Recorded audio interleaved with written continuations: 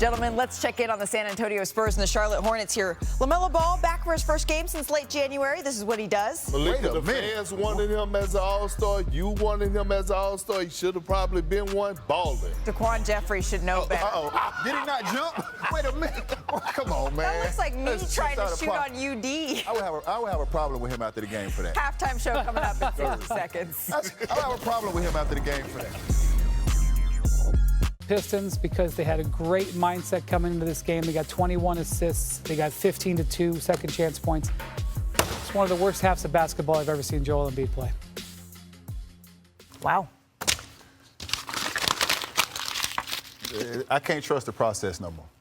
This is what I'm saying. Like, you've been out. Me and Perk just said every single game is playoff intensity, playoff mindset. You're 10 games under 500, trying to make a push. You have your big three back now. You were 1 for 9, 4 rebounds, and minus 25. This is not an indictment on Joel Embiid. This is not personal. This is somebody who's a champion and wants to see you become a champion before you're a champion. That's unacceptable. That is not a leader, and that is not how you lead your team. This is why I will follow Tyrese Maxey. Watch him on this play right here. Shot, he shoots it, he misses it. The ball hits the ground one time. He's jogging back. Guy runs right by him for a lob. That's a total lack of effort. You cannot win when your best player doesn't bring it. And once again, this could be a conditioning thing. This could be an injury thing. But I'm a guy who believes if you had better habits, you would be in better condition, and it would prevent some of those injuries for Joel Embiid. Well, look, trade them both. Damn. The trade deadline just passed. No. This offseason, we've been talking about what Kevin Durant is going to go this offseason with the Phoenix Suns. It's the same thing with the Philadelphia 76ers. Joel Embiid and Paul George are both in Tyrese Maxey way, right? And at the end of the day, these habits that Joel Embiid, he's been having bad habits, and it's starting to show out even more. Like when you're injured, you got to when you're trying to play through injury, you got to go the extra mile, right, outside of the lines. And it's showing. It's always showing your effort, and it's not there tonight. Again, this is the playoffs for the Philadelphia 76ers. I just want you to know that team president Daryl Morey today said we're building around Joel Embiid. Hey, listen here. We're Wendy, building if you around tell Paul. me one more time he said that, I'm going to dive on you. What you thought he was supposed to say? By the way, Joel Embiid. Hey, shout out to the Pistons. My bad. In this first half, 3 points. It's his fewest in a first half since 2020. Getting it done. Let's talk a little bit about Malik Beasley getting it done here. I bet you ain't going to get the man checked his temperature before he shot the ball. No contest. Bet you get none at all. Hey, there you go. No contest at all. And he's what if he did that to you? The man breakdancing. Where is the... This halftime is presented by the all-electric Hyundai Ioniq 5. Visit HyundaiUSA.com. On TNT. Welcome back to NBA Halftime, presented by Hyundai. Let's take a look at tonight's electric moment brought to us by Hyundai here. This is how they closed out the first quarter here. Marcus Sasser. What happened when you get it going? I mean, the basket gets big and it just opens up. Did not get better from there. This halftime is presented by the all-electric Hyundai Ioniq 5. Visit HyundaiUSA.com.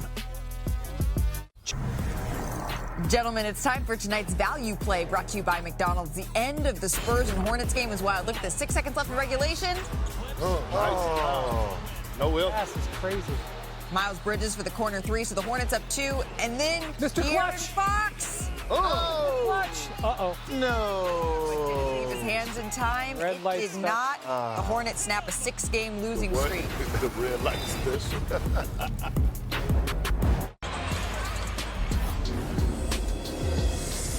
The NBA on ESPN is presented all season long by State Farm. Like a good neighbor, State Farm is there. Let's take a look at tonight's big deal moment brought to you by Walmart. And some of the cogent numbers up on your screen there. Malik Beasley, 7 of 14 from deep tonight. Joel Embiid, 7 of 17, and had himself a huge third quarter. As we moved into the fourth quarter now with 9:03 to go. Kristaps calls timeout. red uniform. This is Saturday Primetime on ABC. Peace, my peace. Here's a snapshot of the night tonight for the Pistons. Their invariable, inexorable effort demonstrated by Paul Reed here. And think about who is in the mix. It's Paul Reed and Tobias Harris, who has 22 points on the night. You're talking about two former Sixers a season ago helped the Sixers to the playoffs, and this type of effort is what the Sixers have missed tonight. Paul Reed, possession back to the Sixers. We got a coach's challenge on the foul. Showcase matchup is Sixers-Bucks at 2 Eastern. Folks, this will be Hall of Famer Hubie Brown's final call of a game, his final one. An absolute legend to share in his basketball journey. And when you talk about a walking Google of basketball, okay? I can't say encyclopedia. Kids will miss that. This guy, you're looking at Google of basketball right there. Thanks, Mark. Tobias, there's a lot to like about tonight's performance. That first half from you guys was incredible. What impressed you most about the way that you guys played? Just our resilience as a group. We said it this morning coming up the trade deadline. This team has some great chemistry. Everybody in here gets along. We love playing with one another. We know our all-star wasn't here tonight. Yes, sir. We'll have them young legs today. Young legs. But we wanted to come out and just play together and see what that could do for us, and we did a great job of that. You guys obviously got involved. Everybody seemed to get involved offensively. You had 22 points. But Malik Beasley, he stepped into the starting lineup for Cade Cunningham and put together an incredible performance. What did you appreciate about the way that he was able to play? He's getting everybody tonight. Everybody wants to say hi.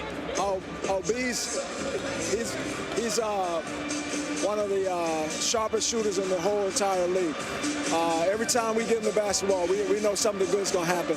And he just fueled us. He fueled the whole team, the whole energy. All our pop came from his production tonight. He's having a hell of a year. And, not for nothing, this team, we always talk about all year, hey, we need to get on ESPN. So for all y'all right there, we cherish this game all season long. We were like, hey, we only got one, so let's make the best of it. Well, you certainly did. Thanks for the show. We appreciate it. Congratulations. No problem. Thank you. All right, duly noted, Unc. We'll speak to the programming department about that request. But a big night for him. He had 22 points. And a lot of respect and love from his former teammates as well. Pistons get back to 500. They take the win. Thanks for watching, everyone. I'm Mark Jones for Corey Alexander and Katie George and many talented people behind the camera. SportsCenter is coming up next.